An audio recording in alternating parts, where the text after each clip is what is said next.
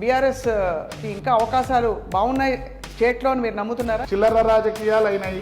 ప్రతిపక్షాల గొంతు నొక్కాలి, ప్రతిపక్షాలను ఇబ్బంది పెట్టాలనే సంకల్పంతో మోడీ గారు చేస్తారు. కేవలం ఉత్తమ మార్పు కోసం అని. ఏదో పుణ్యాత్ముడు కాలు పెడితే ఉన్నది ఉష్పాయ్ అన్నట్టు వేరే పార్టీలు పోవాలని చెప్పి మీ బీఆర్ఎస్లో ఉన్న నాయకులందరూ మొన్న గెలిచిన వాళ్ళు కూడా పోతుంటారు కదా సార్. ఏడ ఫ్రూట్ వెళ్తే ఆడ తింటారు కొడుకులు. సిగ్గున్నదమ్మాయి కొడుకులకి. ఆ తీసుకునేటోళ్ళకి మొదలు సిగ్గుండాలి. ఎందుకు చేస్తుంటారు అట్లా? పొంగులేటి శ్రీనివాసరెడ్డి, కోమటిరెడ్డి బ్రదర్స్, ఉత్తమ్ కుమార్ రెడ్డి దించుతాడు అన్న భయం కొరకు. ఇప్పుడు వెళ్ళిన నాయకుల వల్ల మీకేం పార్టీకి నష్టం లేదంటారు బీఆర్ఎస్కి? సిగ్గుందామా కేశవరావుకి అంత ముసలోడయిండు. ఇప్పుడు అంటే ఏం ఆశించిపోయి వెళ్ళుంటారు అక్కడికి?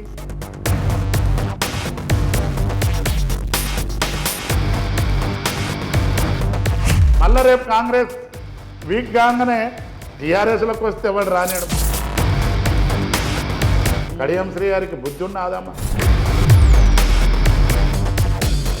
సార్ మీరు రెండు పార్టీలు చూశారు, పార్టీ సంస్కృతి ఎట్లుంది బీఆర్ఎస్లో? కాంగ్రెస్ పార్టీది ఏంటంటే వాళ్ళ అవసరం వస్తే కార్పొరేటర్ టికెట్ కాడికెళ్ళి. ఇది నేను చెప్పడమే కాదు, నేను అబద్ధం కాదు. కాంగ్రెస్ పార్టీలో ఉన్న లాయలిస్ట్ కాంగ్రెస్లో నాయకులను అడగండి, 80% కాదని చెప్తే నేను ఏదానికైనా. ఎప్పుడు డిసప్పాయింట్ కాలేదా సార్ మీరు? డిసప్పాయింట్ నిద్రలు పోయిన రోజులు ఉన్నాయి. అంటే మీకు అవకాశం రాక, లేకపోతే మీకు అన్నీ ఉండి సత్తా ఉండి ఆ కమిట్మెంట్ ఉండి కూడా మీకు నన్ను ఎందుకు పక్కన పెట్టారని? కాంగ్రెస్ పార్టీలో ఒకటి జిస్కా లాంటి ఉస్కా భయం. ఇప్పుడు మరి చామల కిరణ్ కుమార్ రెడ్డిది టికెట్ రావడం అదే కారణం. రేవంత్ రెడ్డి గారి ప్రోత్బలంతో చామల కిరణ్ కుమార్ రెడ్డి గారు 2010లో రాహుల్ గాంధీ గారిని పొట్టు తిట్టిండు.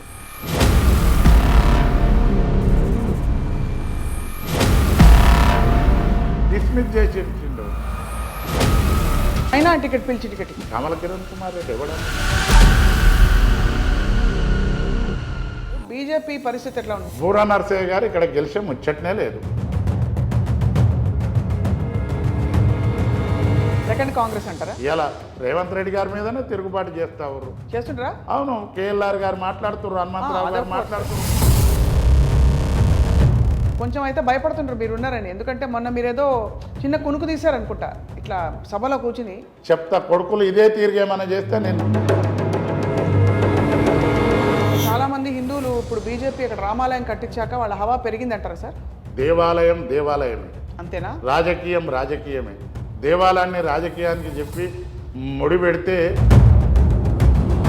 సార్ ఎన్నికల స్టంట్ అంటారు. అయితే ఆ చీప్ పాలిటిక్స్ ప్లే చేస్తే ఈ తాత్కాలిక మార్పా కొంతకాలం ఉండే మార్పా? 3 నెలలకే ప్రజలు విసిగెత్తిరు. మేము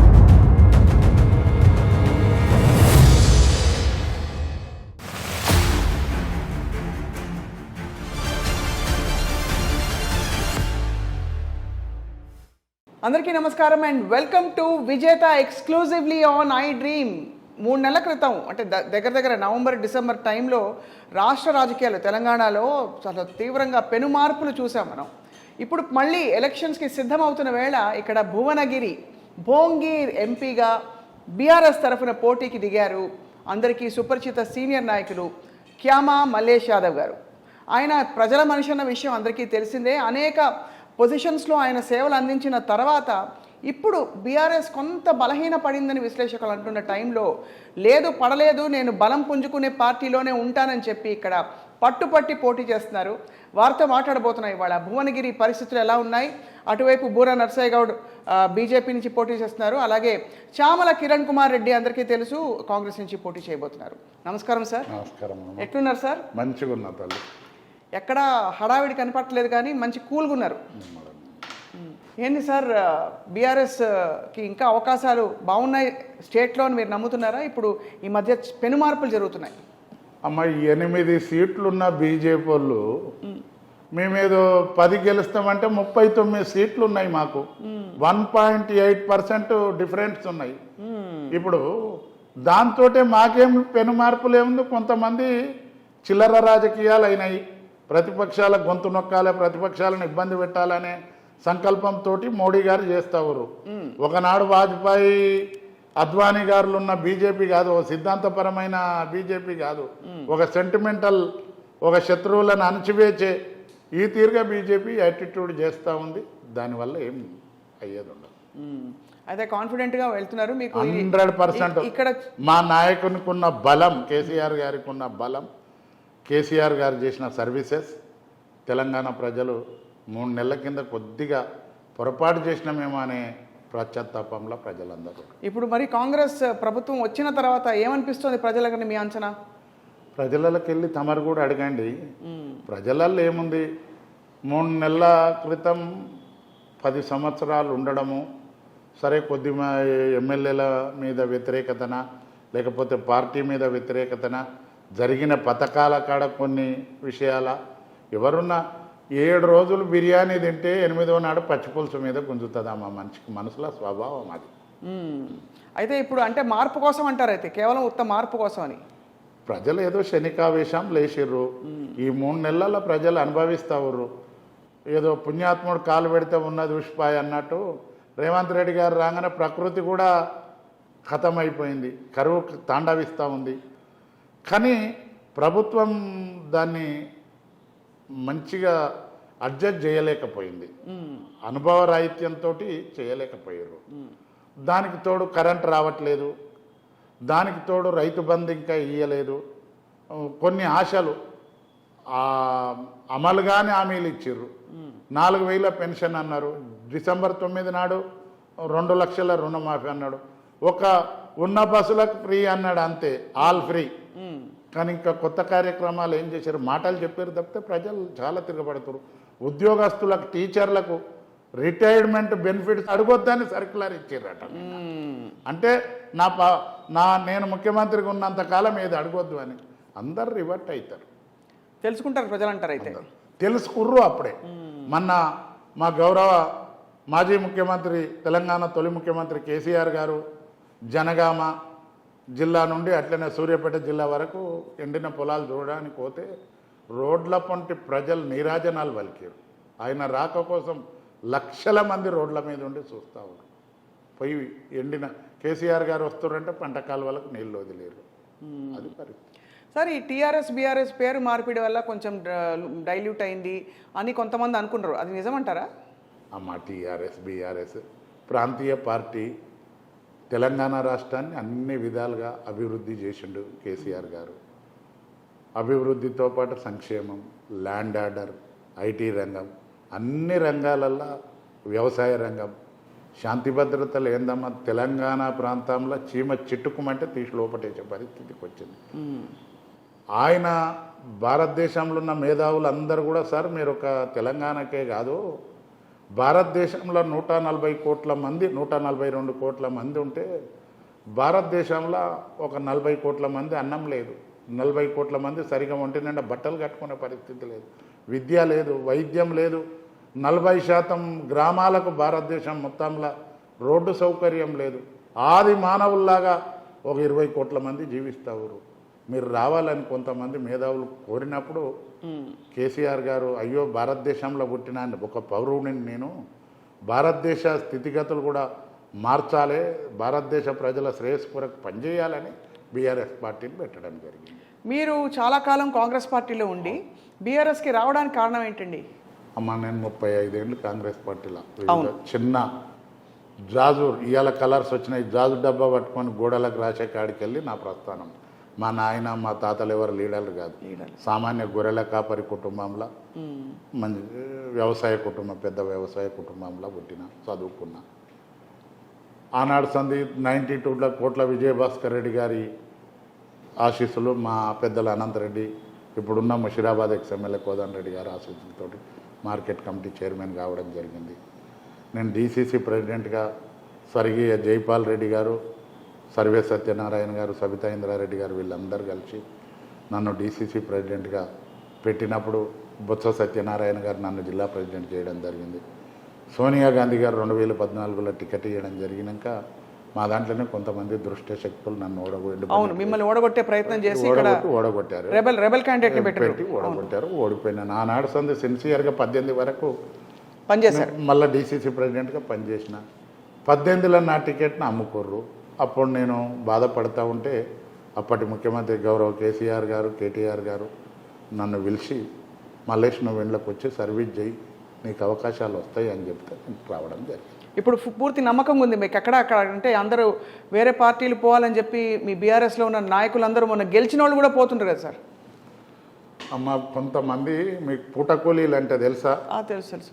ఏడ పూట వెళ్తే ఆడ తింటారు కొడుకులు, తినాడ ఆకదీసి అక్కడ పడేసుకుంటూ పోతారు. వాళ్ళకి ఇంకోటి ఏం అక్కేరు ఉండదు.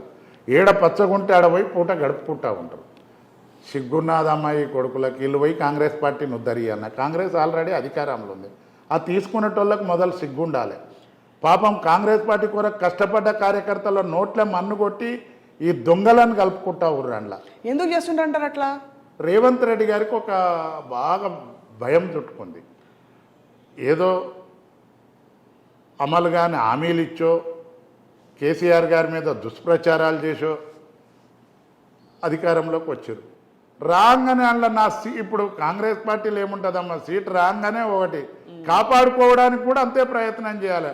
అందులో రేపు ఎవడు దించుతాడో, టీఆర్ఎస్ కాదు దించేది, పొంగులేటి శ్రీనివాసరెడ్డో, కోమటిరెడ్డి బ్రదర్సో, ఉత్తమ్ కుమార్ రెడ్డో దించుతాడు అన్న భయం కొరకు అక్కడికెళ్ళి ఇక్కడికెళ్ళి తెచ్చుకొని నన్ను సపోర్ట్ చేసుకోవాలని ఆలోచన చేస్తూ ఉండగానే ఆయన ఆలోచన తప్పు. కాంగ్రెస్ పార్టీకి దీర్ఘకాలం కష్టపడ్డ నాయకులు వాళ్ళ శ్రమతోటి కాంగ్రెస్ పార్టీ అధికారంలోకి వచ్చింది. వాళ్ళకి ఇవ్వకుండా ఈ దొంగలను తీసుకొని నువ్వు పార్టీలో చేర్చుకుంటే వాళ్ళకి అన్యాయం జరుగుతూ ఉంది. ఇవాళ ఒక్క మాట, హనుమంతరావు గారు భీష్మ పితామహుడు ఆయన కాంగ్రెస్ పార్టీకి. ఆయన ఎంత బాధపడుతుండో చూడండి. ఇవాళ కేఎల్ఆర్ గారు ఒక డెడికేటెడ్గా కాంగ్రెస్ పార్టీకి పనిచేసే వ్యక్తి. ఆయనకు తాండూరు టికెట్ అడిగితే ఇయర్ కట్ చేస్తారు, ఓడిపోయే మహేశ్వరంలో ఇచ్చి ఓడగొడతారు. ఇప్పుడు ఎంపీ ఇస్తే కేఎల్ఆర్ గారు గెలుస్తుండే ఆడ విశ్వేశ్వర్ రెడ్డిని గెలిపియడానికి ఈయన రంజిత్ రెడ్డి గారిని పెట్టిండు రేవంత్ రెడ్డి గారు. ఒకటి ఎన్నికల అనంతరం తప్పకుండా కేంద్రంలో బీజేపీ అధికారంలోకి వస్తుంది. కాంగ్రెస్కు 40 సీట్లు కూడా దాటాయి.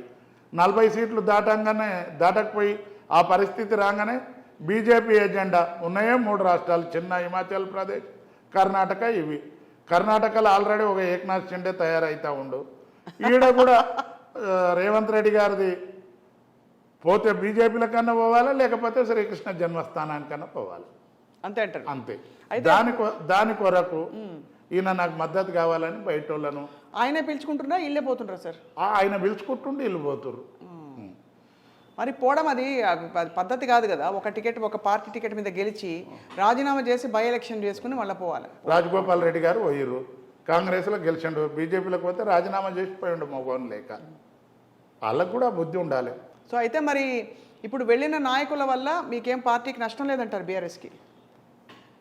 అమ్మ కేశవరావుని ఎంపీగా రాజీనామా పెట్టి ఆయన బిడ్డను మేయర్గా రాజీనామా పెట్టి ఆ కార్పొరేటర్గా రాజీనామా పెట్టి మళ్ళీ అదే కార్పొరేటర్గా ఆమె కాంగ్రెస్ గుర్తు మీద గెలవమనండి, నేను ముక్కున అలకి రాస్తా. గెలవదు. సిగ్గుందామా కేశవరావుకి అంత ముసలోడయిండు. ఆ వయసు వచ్చినాక పార్టీ మారవడం అవసరమా? పొయ్యి ఇంకా సిగ్గు కాకుండా పోయి పెద్ద ఆయనకు నేను పోతున్నా జాగ్రత్త అంటే వెనకడికట్ట ఒక ఆమె ఉండేనట, ఒక అత్త, ఒక కోడలు, కొడుకు.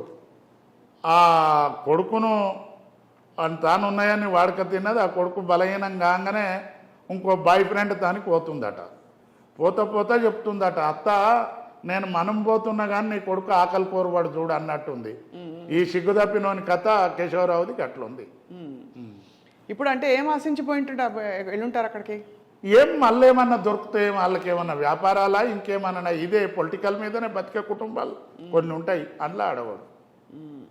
ఆవిడ పాపం గద్వాల విజయలక్ష్మి గారు మన మేయర్గా చేసి కొంచెం బాగా ఇబ్బందులు అయ్యాయి ఆవిడ వల్ల.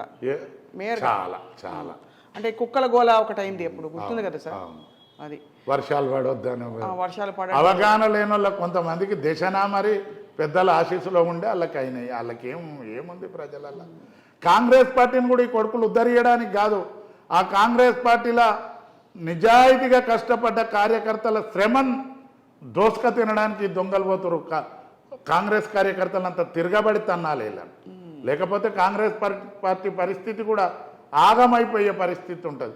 మళ్ళీ రేపు కాంగ్రెస్ వీక్ కాగానే టీఆర్ఎస్లకు వస్తే ఎవడు రానివాడు ముడ్డి మీద అంతం. మళ్ళీ టీఆర్ఎస్లకు వస్తే కానీ టీఆర్ఎస్లకు రానిచ్చే ముందు ఇంకోటి ఎత్తుక్కుంటారు. మన కేఎల్ఆర్ గారు అన్నారు చూడండి, కాంగ్రెస్ పార్టీ కార్యకర్తలు ఒక 10 సంవత్సరాలు కష్టపడి బాగా కష్టపడ్డారమ్మా. గ్రామీణ స్థాయిలో ఉన్న కార్యకర్తలు వాళ్ళు అనుభవించాలి, వాళ్ళ అధికారాన్ని ఎంజాయ్ చేయాలి. ఈ దొంగలకి ఎందుకమ్మా? కడియం శ్రీ గారికి బుద్ధి ఉన్నదమ్మా. టీడీపీలు ఉంటే ఒక లెక్చరర్గా ఉండి మంత్రి వైతివి, ఎన్టీ రామారావుకు వెన్నుపోటు పొడిస్తే బాబు ఏంటి వస్తే, బాబును వెన్నుపోటు పొడిస్తే పెద్ద ఆయన కేసీఆర్ గారు ఏం పడుతుంది. కేసీఆర్ గారు ఏం తక్కువ చేశారమ్మా? ఎంపీ ఇచ్చిండు, తీసుకొచ్చి ఎమ్మెల్సీ ఇచ్చిండు, ఉప ముఖ్యమంత్రి ఇచ్చిండు, ఎంపీ మళ్ళా ఎమ్మెల్యే టికెట్ ఇచ్చిండు. నీ బిడ్డను ఎంపీ టికెట్కు క్యాండిడేట్గా ప్రకటించిండు. ఇంకా నీకు ఎంత ఘోరమమ్మా? ఆ వరంగల్ ప్రజల విఘ్నులు బాగా తెలివికల్లో ఒక సోషలిస్ట్ భావాలు గల ప్రాంతం, వాళ్ళు చాలా తెలివికల్లో ముడ్డి మీద అంత రిసెంట్ వాళ్ళని ఓడగొట్టాలి. అవును సార్. సార్ మీరు 2 పార్టీలు చూశారు, పార్టీ సంస్కృతి ఎట్లుంది బీఆర్ఎస్లో? ఎందుకంటే బీఆర్ఎస్లో అంతా కొంచెం ఆధిపత్య ధోరణి ఉంటుంది, కేసీఆర్ గారిది నియంత పోకడా ఇట్లా బయట అనుకుంటారు కదా. మీకు ఎట్లా అనిపించింది? కాంగ్రెస్ పార్టీలో ప్రజాస్వామ్యము అసలు అంటే మస్తు ఫ్రీడమ్ ఉంటుంది అందరికంటారు. జాతీయ పార్టీలది ప్రాంతీయ పార్టీలది కొద్దిగా తేడా ఉంటుందమ్మా. జాతీయ పార్టీలేమో ఆది నాయకుడు ఢిల్లీలో ఉంటారు, ఇక్కడ రాష్ట్రంలో నాయకులు ఉంటారు. కాంగ్రెస్ పార్టీది ఏంటంటే వాళ్ళ అవసరం వస్తే కార్పొరేటర్ టికెట్ కాడికి వెళ్ళి సేల్ పెడతారు, అమ్ముతారు. నేను కూడా ఎట్లా నడుస్తుంది అది కథ? అంటే పార్టీ అక్కడ లోకల్ పిసిసి చీఫ్ డిసైడ్ చేసేదా ఎట్లా? పైసలు కాంగ్రెస్ పార్టీలో ఒక్కొక్క కోటా ఉంటుంది. పిసిసి ప్రెసిడెంట్ గారు అన్న నువ్వు 4 పేర్లు చెప్పంటే వాడు 2 అమ్ముతాడు, 2 నిజమైన కార్యకర్తలకు ఇస్తాడు. కాకపోతే ఆది నాయకత్వం మంచిది. కాంగ్రెస్ పార్టీ రాహుల్ గాంధీ, సోనియా గాంధీ చరిష్మా ఇక్కడ పార్టీకి వాడుకుంటారు. కానీ ఇప్పుడు మనం చూస్తూ ఉన్నాం, రాహుల్ గాంధీ గారు కేజ్రీవాల్ గారు అరెస్టును ఖండించిండు. ఇక్కడ సీఎం గారేమో ఇదే బీజేపీలో చేసిన రాజకీయ కుట్రతోటి కవితమ్మ అరెస్ట్నేమో ఈయన సమర్థిస్తూ ఉండు. చౌకీదార్ చోరాయ్ అని రాహుల్ గాంధీ గారు అంటారు, మామారా బడేబాయి అని అంటాడు. అదానిని రాహుల్ గాంధీ గారు విమర్శిస్తారు. రేవంత్ రెడ్డి గారు అదానితో చట్టపట్టాలు వేసు దావోస్లా తిరుగుతావు. అంటే రేవంత్ రెడ్డిది ఐ థింక్ స్వయం ప్రతిపత్తి గల సంస్థ. రేవంత్ రెడ్డి గారిది కాంగ్రెస్ డిఎన్ఏ కాదు, కాంగ్రెస్ లైన్లో పనిచేస్తలేడు, కాంగ్రెస్ ఐడియాలజీ కాదు. కాంగ్రెస్ అనే ఒక పార్టీని అడ్డం పెట్టుకొని ముఖ్యమంత్రి అయ్యిండు. ముఖ్యమంత్రికి ఎట్లా కాపాడుకోవాలి? కాంగ్రెస్ పార్టీ రేపు అవసరం అనుకుంటే బీజేపీలు బెదిరిస్తే బీజేపీలకు పోయి ఆయన ముఖ్యమంత్రిగా ఉండడానికే ప్రయత్నం చేస్తాడు. కానీ కాంగ్రెస్ పార్టీని అందరు సీనియర్లని పక్కన పెట్టుకుని అందరినీ కలుపుకుపోయే ప్రయత్నం అయితే చేస్తుండ్రు. ఏమీ లేదమ్మా. 6 అందులో ఒరిజినల్ కాంగ్రెస్ మంత్రులు, దామోదర్ రాజనరసింహ గారు, బట్టన్న, కోమటిరెడ్డి, శ్రీధర్ బాబు, పొన్నం ప్రభాకర్, కోమటిరెడ్డి, ఉత్తమ్ కుమార్ రెడ్డి గారు. కడమలంతా పార్టీలు ఫిరాయించి వేరే పార్టీ వాళ్ళు వేరే వాళ్ళు చేయరు. కాంగ్రెస్ పార్టీలో జీవిత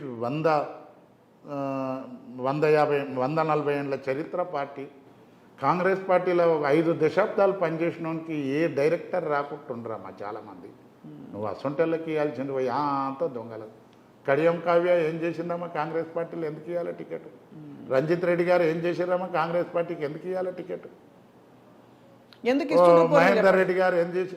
వీళ్ళందరూ వస్తే వీళ్ళందరికీ ఏదో మెహర్బానీ చేసి నా కుర్చీని ఇవ్వడానికి గుంజుకునే పరిస్థితి ఉంటే నేను బలం చేకూర్చాలనే సంకల్పంతో రేవంత్ రెడ్డి గారు ఇస్తాను.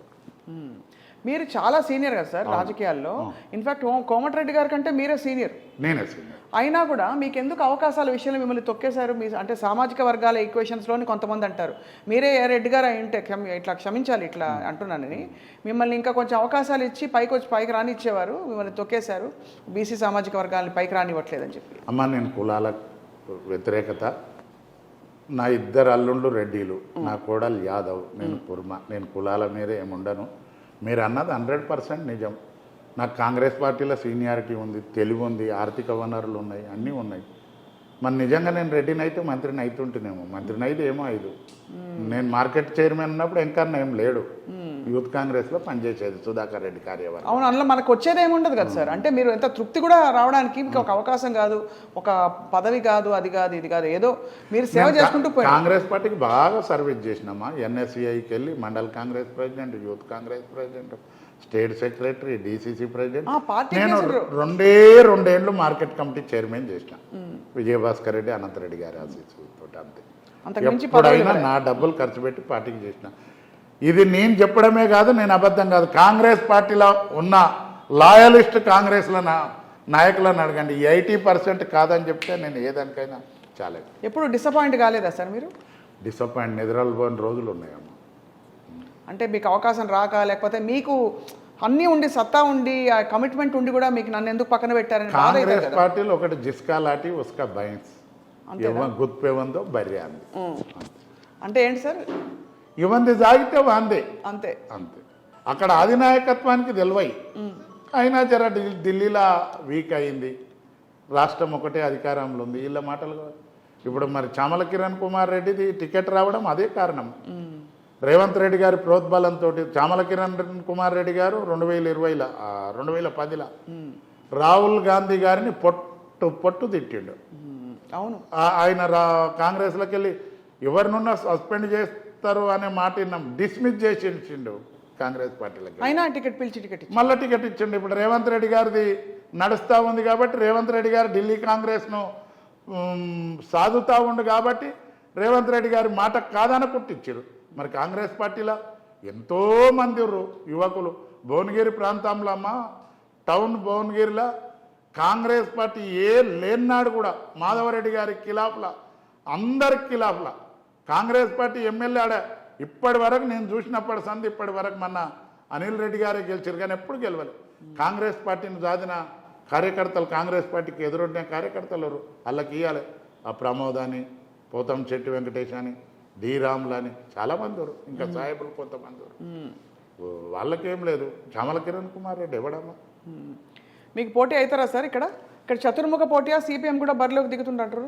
సిపిఎం వాళ్ళ ఉనికి కోసం వాళ్ళు, అంటే భువనగిరికి మరి లెఫ్ట్ పార్టీలు అంటే కొంచెం లేదమ్మా. లెఫ్ట్ పార్టీలది ఉనికి పోయిందా? పోయింది.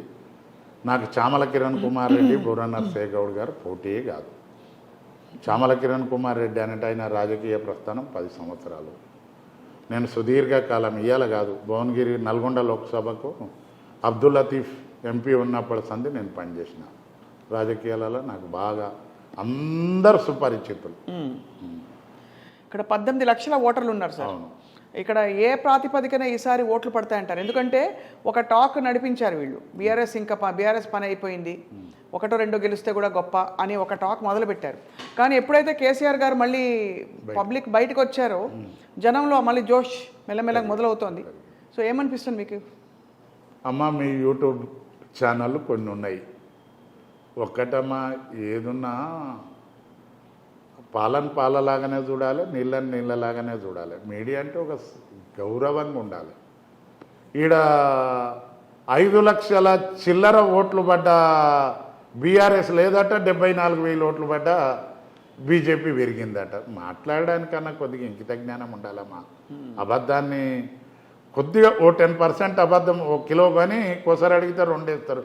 మొత్తం అబద్ధాలే చెప్తే ఎట్లా నమ్ముతారు? ఒక ఛానల్ ఆయన చెప్తుండే ఈడ బీజేపీ అది ఇదని, అసంటోళ్ళు చెప్తే అలా గౌరవం తగ్గిపోతుంది. అయితే మొత్తానికి మీరు గెలుపు అవకాశాలు మీరైతే ధీమా పెట్టుకున్నారు సార్. 100% బీఆర్ఎస్ పార్టీ, కేసీఆర్ గారి నాయకత్వం పట్ల ఈ ప్రాంత ప్రజలు నమ్మకంతో ఉండరు. తప్పకుండా వాళ్ళు ఆశీర్వదిస్తారు. నేను సుదీర్ఘకాలం రాజకీయాలలో ఉన్నా, నేను పాత మనిషిని, నన్ను ఆశీర్వదిస్తారు. సార్, ఈ ఒక విషయం చెప్పండి. ఇప్పుడు మొత్తం కవిత గారి ఇష్యూ ఇప్పుడు జాతీయ హెడ్లైన్స్లోకి ఉంది. ఎందుకు అవుతుంది ఇట్లా? అంటే ఈ పరిణామాలు ఎందుకు వచ్చాయంటారు? మీరు వ్యక్తిగతంగా, మీరు ఒక రాజకీయాలు జీవితం చూసిన మనిషిగా. ఇవాళ ఈ భారతదేశంలో బాగా వెన్నెముక ఉండి కొట్లాడే నాయకుడు, ఒక విజన్ ఉన్న నాయకుడు కేసీఆర్ గారు. కేసీఆర్ గారిని బలహీనపరచాలనేది బీజేపీలో గట్టి ఇది. ఇవాళ రేవంత్ రెడ్డి గారికి కూడా వాళ్ళ పక్కన లోపాయకారిగా వాళ్ళతో ఒప్పందం ఉండి బడే భాయ్ కేసీఆర్ కా उसको ఇబ్బందులు పెట్టాలని వాళ్ళని క్రైసిస్లో పెట్టాలని మిలాఖత్ తోటి ఇది నడిపిస్తారు. సో అయితే మరి ఇది ఎప్పటికైనా సమసిపోయి బయటకు వచ్చి కవిత గారు మళ్ళీ మామూలుగా సమసిపోయేదేందమ్మా, అది ఆమె నిర్దోషిగా బయటకు వస్తారు కవిత. అదే అంటే సమస్య అంటే సమస్య తగ్గిపోయి వాంటెడ్లీ పెట్టిన కేసులు ఎన్నో రోజులు నిలబడి ఇది కేవలం ఎలక్షన్స్ అంటారు అంతే అంతే. కేసీఆర్ గారిని భయభ్రాంతులకు గురి చేయాలని. ఎట్లున్నారు సార్ కేసీఆర్ గారు? ఎక్కడైనా చాలా నిబ్బరంగా ఉండు, నమ్మకంగా ఉండు. ఎందుకంటే చాలా మంది సార్ నిజం చెప్తున్నా అభిమానులు అంటే ఒక సింహంలాగా పోరాడాడు ఆయన రాష్ట్రం కోసము అప్పుడు ఉన్న పరిస్థితులు.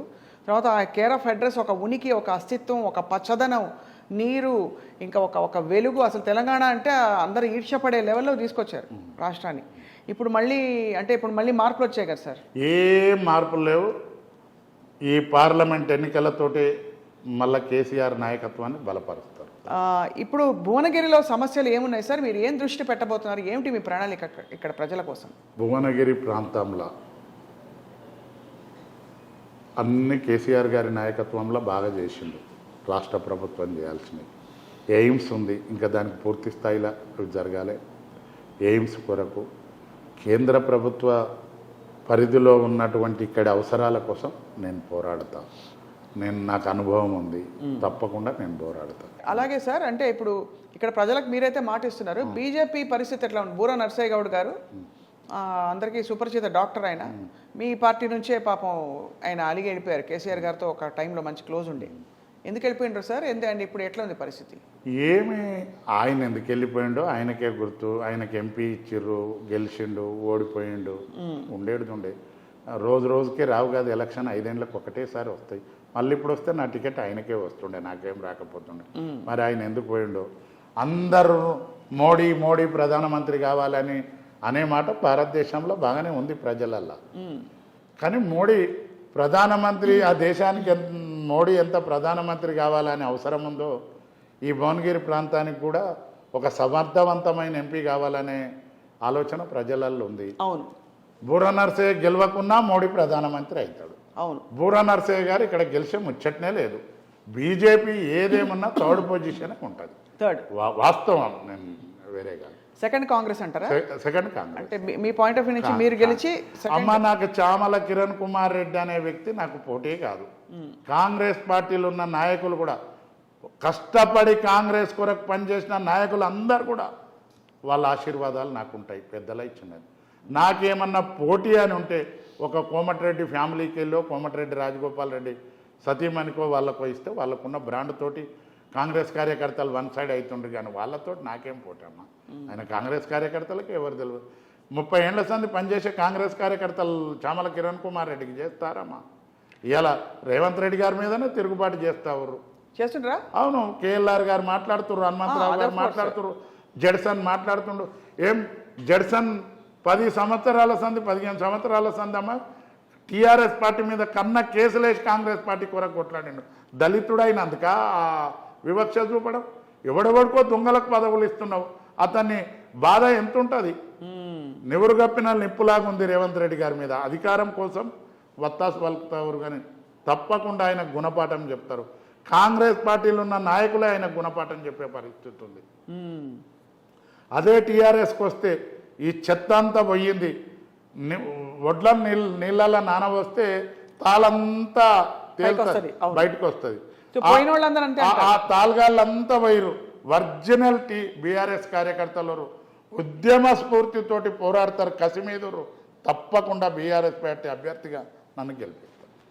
సార్, మీ కుటుంబం సపోర్ట్ ఏ మేరకు ఉంది సార్? మీరు ప్రచారంలో, రాజకీయాల్లో ఉన్నారు, ఎప్పుడు అనలేదా ఎందుకు మీ పిల్లలు, ఎందుకు నాన్న మీకు ఎందుకు ఇది? నేను నా తెలివి వచ్చినప్పుడు సందే రాజకీయాలలో ఉన్నది. అందరు మా కుటుంబానికే కాదు, దేశమంతా గుర్తు, నన్ను 3 రాష్ట్రాలలో గుర్తుపడతారు. రైట్. సో అయితే మీరు ఎంపీగా గెలిచిన తర్వాత పెట్టబోయే తొలి సంతకం ఏమిటి? లేదు తొలి విషయం ఏ విషయంపై దృష్టి పెట్టబోతున్నారు? భువనగిరి ప్రాంత అభివృద్ధి కోసం, భువనగిరి ప్రాంత ప్రజల సంక్షేమం కొరకు నేను పనిచేస్తా. నేను తొలి సంతకం పెట్టడానికి ముఖ్యమంత్రిని కాదు, ప్రధానమంత్రిని కాదు, MP. అంతే అంటారు. MP. అంటే ఎంపీగా మీరు ఈ అధికార పార్టీని ప్రశ్నించే గొంతున అంతే, ఏదున్నా తెగించి కొట్లాడతా భువనగిరి బాబు. రైట్. చాలా నేనేదో పైరోకారనో, నేనేదో ఆడిడ దోసుకొని సంపాదించుకోవాలన్న నేచర్ కాదు. నేను ప్రజలలో ఉంటా, మా పార్టీ కార్యకర్తల శ్రేయస్సు కోరుతా, భువనగిరి ప్రాంత ప్రజల అభివృద్ధి కోసం కృషి చేయాలి. మొత్తానికి సార్ బీఆర్ఎస్కి ఇది నిజంగానే ఒక పరీక్షా కాలం. ఎందుకు పరీక్షా కాలం అంటే అంటే మీరు ఏ రాష్ట్రం అయితే ఇది మాది, ఈ ఇలాకా మాది అని చెప్పుకున్న పరిస్థితి నుంచి ఇప్పుడు ఒక చిన్న ఒక సవాల్లాగా అయితే వచ్చింది. సమయం, కాలం చాలా విషయాలకి పరిష్కారం అంటారు. మరి ఎలా ఉండబోతోంది ఈ పార్లమెంట్ ఎలక్షన్స్ తర్వాత పరిస్థితి బీఆర్ఎస్? పార్టీ ఏందమ్మా, మెజారిటీ సీట్లు బీఆర్ఎస్ పార్టీ గెలుస్తుంది.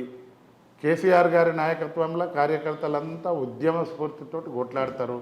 అసెంబ్లీ ఎన్నికలలో మళ్ళీ మా పార్టీ కేసీఆర్ గారి నాయకత్వంలో అధికారంలోకి వస్తుంది. కొంచెం అయితే భయపడుతుంటారు మీరు ఉన్నారని, ఎందుకంటే మొన్న మీరేదో చిన్న కునుకు తీశారనుకుంటా, ఇట్లా సభలో కూర్చుని నిద్ర వచ్చినట్టుంది, అలసిపోయి ఉంటారు కదా. అమ్మ సిగ్గుండాలమ్మా, మీడియా వాళ్ళు మీడియాలాగా ఉండాలి, గౌరవంగా ఉండాలి. నేను కూడా అమ్మయ్య కుట్టిన మనిషిని, నేను రోబోని కాదు. రోబో అది 24 గంటల మిషనరీ, రోజు 3 గంటలు కూడా నిద్రపోతలేను. పెద్ద ఆయన ప్రెస్ మీట్ అయితే ఉంది, ఆడ చల్లగా ఏసీ వచ్చింది, ఇట్లా మోసిందేమో తప్ప. నేనేమన్నా కళ్ళు కాంపౌండ్ కాడ కళ్ళు తాగుతుంటే వైరల్ చేయి, నేనేదన్నా బ్రోతల హౌజ్లో పొంటే తిరుగుతుంటే వైరల్ చేయి. సిగ్గుండాలా చిగ్గు తప్పిన కొడుకులకు ఎవరికన్నా ఇదా? సరే, ఆ కొడుకులా చేస్తే నా పేరే గుర్తులేను అనుకో, మల్లేష్ అని గుర్తాన్ని ఏమన్నా 1-2% గుర్తులేను అని గుర్తు అవుతుందేమో. మీరు కూడా చెప్పాలి, మన మీడియా గౌరవం పోతుంది దాన్ని ఇట్లాంటి పెడితే. అంతే కదా, అంతే కదా. అంటే మీరు బాగా అలసిపోయా కునికే. నేను క్యాండిడేట్ నమ్మా, నేను పొద్దున్నే లేచి పొద్దుముంగే వరకు తిరిగేటోడిని. జనరల్గా ఎప్పుడైనా ప్రజల మధ్యనే ఉండవు. రాత్రి 1 అవుతుంది పండుకోవడానికి, మళ్ళీ 4 గంటలకే లేస్తా ఉన్నాను. అవును, అలసిపోతా. 4 గంటలు అలసిపోయి నిద్రపోతే అందులో విచిత్రం ఏముంది? ఇవేనా మీడియా చేసేటి? చెయ్యొద్దు. అంటే ఇది ఒక వర్గం మీడియాని బాగా తోస్తున్నారు. అది పొలిటికల్ పార్టీ సార్, మీడియాకి ఏముంటుంది చెప్పండి? పొలిటికల్ మీడియా పార్టీ చెయ్యొద్దు అమ్మా, చెయ్యొద్దు. మీడియా ఏదున్నా పొలిటికల్ పార్టీ వాళ్ళు ఏదో చేస్తారు. మరి నేను వాళ్ళ క్యాండిడేట్ల పర్సనల్ భాగవతాలు బయట పెడితే మరి 2 మాకు చెప్పరాదు సార్? ఇంకా టైం ఉంది, చెప్తా. కొడుకులు ఇదే తీరుగేమన్నా చేస్తే నేను గాలి బట్టలు ఇప్పేస్తా. అంతేనా సార్? అంతే. అందరికి ఉన్నాయి భాగవతాలు? అంటే మనిషి నాకు ఉంటాయి సార్. అసలు మీరు అమ్మ, నేను నిద్రపోతేనే నా భాగవతం అంటే పర్సనల్ వేరే ఈ పనికి మాలిన పనులు చేసేటోళ్ళు నన్ను అంటే ఏందమ్మా? నేను నిద్రపోవుడు తప్ప చెప్పండి. అలసిపోయి ఉన్నాను, అంతే కదా. 56 ఏండ్లు ఉన్నా, అలసిపోయి ఉన్నా. నేనేమి 20 ఏండ్ల ఎంగబాయిని కాదు కదా. నిద్రపోతే రాజకీయాల్లో 56 అంటే చాలా యంగ్ సార్. అదే అర్థమైంది, మీ పాయింట్ అర్థమైంది. కానీ నేను 8 గంటలు పడుకునేటోని, అప్పుడు 4 గంటలు కూడా సరిగ్గా పడుకుంటలేను. అలసిపోయిన దానికి అద్దీసి కొనుక్కు తీసిండు, అది ఇదంటే కొనుక్కు తీసి చూసేటోళ్ళు కూడా అనుకోవాలి, అరే క్యాండిడేట్ కాబట్టి ఆయనకి నిద్ర వచ్చిందేమో పండుకోండు అని. కానీ మొత్తానికి సార్ మంచి గట్టిగా అడిగినరు, గట్టిగా చెప్పారు వాళ్ళకి సమాధానం. గట్టిగా కాదు, చెప్పకపోతే ఇవన్నీ కథలు. ఎవడో ఒకటి చెప్తా ఉంటాడు, భువనగిరిలో బీఆర్ఎస్ఏ లేదు అని. 74,000 ఓట్లు వచ్చినోడేమో ఉండట, 6 లక్షల ఓట్లు వచ్చిన వాళ్ళమేమో లేమట. చెప్పడానికన్నా ఏమన్నా ఉండాలమ్మా. సార్ ఈసారి మరి ఒక విషయం సూటిగా అడుగుతా, పైసల పంపిణీ ఎట్లుంటుంది ఈసారి? పార్లమెంట్ ఎన్నికలకు పైసలు ఎవరు మంచుతారమ్మా? నేనైతే లిమిట్ ఎన్నికల నియమావళి ఉన్నంత వరకు 75 లక్షలు ఎంతో ఖర్చు పెట్టాలని ఉంది. బండ్లకో బూత్ ఖర్చులో అవో ఇవేస్తాం. నాకు అక్రమ సంపాదన లేదు, నేను పైసలు పెట్టాల్సిన పని నాకు లేదు. ప్రజల దగ్గరకు పోతా, దండం పెడతా, ఓట్లు అడుగుతా, తప్పకుండా నన్ను ఆశీర్వదిస్తారు. మీ ఓపిక జోహార్లు సార్. ఎందుకంటే మీరు 40 ఏళ్ళ రాజకీయ జీవితంలో మీరు పెద్దగా అనుభవించేసి పదవులు బోల్డ్ సంపాదించి అట్లేం లేదు, అయినా నిలదొక్కు సింగిల్ ఎంపీ నన్ను అవినీతి చేసినట్టు ఒక్క చిన్న మచ్చ కూడా నా మీద ఉంటే నేను చాలేదు. అంతే. చాలామంది హిందువులు ఇప్పుడు బీజేపీ అక్కడ రామాలయం కట్టించాక వాళ్ళ హవా పెరిగింది అంటారా సార్? అమ్మా, భారతదేశం హిందూ దేశం, సెక్యులర్ దేశం. అవును. భారతదేశంలో హిందువులు ఎక్కువ 90% 80% ఉంటారు అన్యుడు. ఇది సెక్యులర్ దేశం. నేను కూడా హిందువు. వీళ్ళు వచ్చి చెప్తేనే రామునికి మొక్తలేం. తాతల కాలం నాడు సంధి ఊర్లలో 4 రాళ్ళు పెట్టి ఉప్పలమ్మ, మైసమ్మ, పోచమ్మ, బోనాలు, యాటను కోసి భోజనాలు వండుకొని తినే అటువంటి సంస్కృతి. మనమైతే చూస్తూ ఉన్నాం 50 ఏళ్ల సంధి చిన్నగున్న నాటి కాలం సంధి శ్రీరామనవమి వస్తే సీతారాముల కళ్యాణాలు పురాతనమైనటువంటి టెంపుల్లలో జరుగుతూ ఉంటాయి. బీజేపీ వాళ్ళు ఒకటే నేర్చుకోరు, ప్రజలకు లేనిది రెచ్చగొట్టాలి. 18 ఎన్నికలకు పుల్వామా ఘటన, ఆర్టికల్ 370 దాంతో గట్టెక్కారు. ఇప్పుడు వచ్చేవరకల్లా రామ మందిరం ఒక దేవాలయం. అవును, రామ మందిరం అనేది భారతదేశం అభివృద్ధిలో భాగం కాదు, ఒక దేవాలయం. అవును, మనం హిందువులు మొక్కుతాం. ఆ దేవాలయాన్ని కట్టి ఆడికెళ్ళి అక్షంతలాన్ని చేసి అదే పని వాళ్ళకు.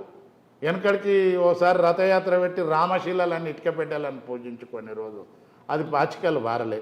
ఇప్పుడు అక్షంతలు బీజేపీ నాయకులు కొంతమంది 4 క్వింటాల బియ్యం అక్షంతలు తయారు చేసి అయోధ్యకి వెళ్ళి తెచ్చిన అక్షంతలు అని చెప్పారు. వాళ్ళకి తెలుసో తెలియదో తెలంగాణ రాష్ట్ర ముఖ్యమంత్రి వర్యులు, అప్పటి ముఖ్యమంత్రి, తొలి ముఖ్యమంత్రి కేసీఆర్ గారి నాయకత్వంలో సమైక్య రాష్ట్రం నుండి రాష్ట్రం విడిపోయినాక ముఖ్యమంత్రి అయ్యి తెలంగాణ ప్రాంతం ఈ మా భువనగిరి పార్లమెంట్లో ఉన్నటువంటి యాదగిరి గుట్టను కృష్ణా జిల్లాలతోటి వెనకడికో చాణక్యులో, చోళులో, కృష్ణదేవరాయలో కట్టించే విధంగా ఈ కలియుగం ఉన్నంత వరకు అంత పెద్ద యాదాద్రి టెంపుల్ను కట్టిండు. మరి కేసీఆర్ గారికి ఆ చెడు బుద్ధి ఉంటే ఇంకేదో నరసింహస్వామి అక్షంతలో, నరసింహస్వామి కుంకుమ భరణిలో, నరసింహస్వామి ఇంకేదో అని చెప్పి మేము కూడా దాన్ని షో చేసి ఓట్లు అడుగుతుండ్రు. దేవాలయం దేవాలయమే, అంతేనా? రాజకీయం రాజకీయమే. దేవాలయాన్ని రాజకీయానికి చెప్పి ముడి పెడితే కరెక్ట్ కాదు. శ్రీరాముని గురించి నువ్వేంది మోడీ తాతకు ముట్టక ముందుకే శ్రీరాముని గురించి మనం అందరం మొక్కుతా ఉన్నాం. భారతీయ జనతా పార్టీ పుట్టిందే మొన్న 40 ఏళ్ల క్రితం. జనతా పార్టీలకు వెళ్ళి ఒక పార్టీ ఏదో శ్రీరామునికి వారసులం మేమే అన్నట్టు వస్తే ఎట్లా? మీరు గాడిసేకు వారసులు, శ్రీరామునికి వారసులు. హిందూ దేశం, హిందువులు ఉన్నోళ్ళంతా శ్రీరాముని కొలుస్తారు. సో ఎన్నికల స్టంట్ అంటారు అయితే? 100% ఎన్నికలు. ఆ చీప్ పాలిటిక్స్ ప్లే చేస్తే అవును ప్రజలు నేర్చుకునే రోజులు పోయినాయి. రాముని పట్ల నేను కూడా ఒక హిందువును, నేను కూడా పొద్దున్న లేస్తే దేవునికి మొక్కుతా. నేను కూడా అందరిలాగా మేము అతీతులం కాము. మీరే బీజేపీ వాళ్ళే హిందువులు కడమల్ల అనేది కాదు. అయినా ఇది సెక్యులర్. దేశభక్తి, హిందూ ధర్మం వాళ్ళది. దేశభక్తి వేరు, రాజకీయాలు వేరు. దేశభక్తి వాళ్ళకు కూడా ఉంది, మాకు కూడా ఉంది, అందరికి ఉంటుంది. వాళ్ళ పేటెంట్ అయితే అది వాళ్ళ మా పేటెంట్ అనుకుంటే నువ్వు ఎవడెవరా భయ్? నువ్వు నిన్నమన్న వచ్చి 40 ఏళ్ల కింద వచ్చి రాముడు నావాడు అంటే ఏమన్నట్టు? సరే, ఇప్పుడు కానీ ఇక్కడ యాదాద్రి మన ఆలయం మాత్రం చాలా ప్రతిష్టాత్మకమైన నిర్మాణం. అమ్మాయి ఈ యుగంలో ఈ ఒక 50 సంవత్సరాల ముందు కానీ 50 సంవత్సరాలు ఇంకా రాబోయే రోజుల్లో కానీ భారతదేశంలో ఎక్కడ కూడా అంత ఆలోచనతోటి అంత ఆ విధంగా రాతి కట్టడం కంటే ఆలయం రాబోదు. That is KCR. ఆయన పేరు ఈ కలియుగం ఉన్నంత వరకు ఎవరు కట్టించారంటే కేసీఆర్ కట్టించారు అనే ఇది ఉంటుంది. ఇప్పుడు అన్నీ మాట్లాడుకుంటుంటారు సార్, కానీ జస్ట్ అసెంబ్లీ ఎలక్షన్స్కి ముందు సార్ ఇప్పుడు బయటకు వస్తుంటారు కదా, అప్పుడే బయటకు వచ్చి జనం మధ్య వచ్చి ఉంటే అసలు ఆ పరిస్థితే వచ్చేది కాదని అంటుంటారు కొంతమంది. అమ్మా ఆ మాట నిజము. ఈ ఒక్క టర్మ్ గిట్ల కాంగ్రెస్ పార్టీ అధికారంలో రాకపోతే 20 సంవత్సరాలు అసలు అధికారానికి అంచుబాజుల్లో కూడా వచ్చేది కాదు. రైట్. సరే, ఏయో కొన్ని పొరపాట్ల, తప్పిదాల, అలా అబద్ధపు హామీల, కానీ ప్రజల తాను కూడా ఒక వీక్నెస్ ఉంది. రోజు పంచభక్ష పలహారాలు పెట్టినా 8 రోజులు అయితే ముఖం కొడుతుంది. అవును. వాళ్ళు రోజు నాన్ వెజ్ తినేటోనికి ఆ రోజు పచ్చి పులుసు మీద గుంజుతుంది, రోజు స్వీట్ తినేటోనికి మిరపకాయ బజ్జీల మీద గుంజుతుంది. అట్లా ప్రజలు అట్లా అయ్యారు. ఈ తాత్కాలిక మార్పా కొంతకాలం ఉండే మార్పా వేసి చూద్దాం సార్. మీరు అంటున్నది 100% తాత్కాలిక. 3 నెలలకే ప్రజలు విసికెత్తారు, మేము పొరపాటు చేసినామనే స్థాయికి వచ్చారు. ఇక మాయ మాటలకు మేము. సో మీ ఎన్నికల వాతావరణం అయితే భువనగిరిలో పుంజుకుంటాను సార్. మీకు wishing you all the very best Mallesh Yadav గారు. మేము మళ్ళీ వస్తాం, ఈ ప్రచారం కూడా చూస్తాం ఎట్లా చేస్తుండ్రు ఏంటని. డోర్ టు డోరా మనకి అంటే రథం పెట్టుకుంటారా? అన్నీ ఉంటాయి. అన్నీ ఉన్నాయి. సరే సార్, నమస్కారం సార్.